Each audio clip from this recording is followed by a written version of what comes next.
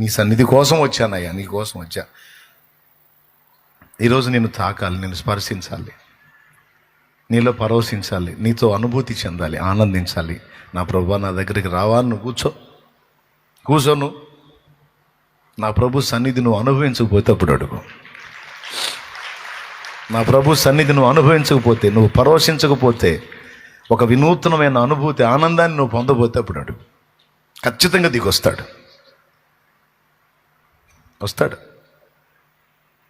ఎందుకంటే నా ప్రభు గంపెడ ఆశతో ఎదురు చూస్తున్నాడంట. అక్కడ ఏమన్నా తెలుసా?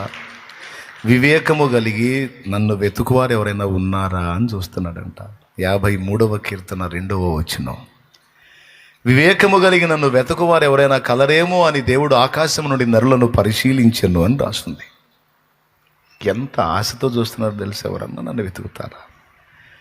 చాలామంది ఆయన దగ్గర సమస్యలకు పరిష్కారాలు వెతుకుతారు, స్వస్థత వెతుకుతారు, ఆరోగ్యాన్ని వెతుకుతారు, ఆయుష్ను వెతుకుతారు, ఇహ సంబంధమైన వాటిలో ఉన్న అనేక సంగతులు వెతుకుతారు ఆయన దగ్గరకు వచ్చి. కానీ ఆయన ఏమి అంటున్నాడో తెలుసా? నన్ను వెతికే వాళ్ళు ఎవరైనా ఉన్నారా, నన్నుగా వెతికే వాళ్ళు ఎవరైనా ఉన్నారా అని చూడు ఒకసారి. ఆ వచనం చదువు.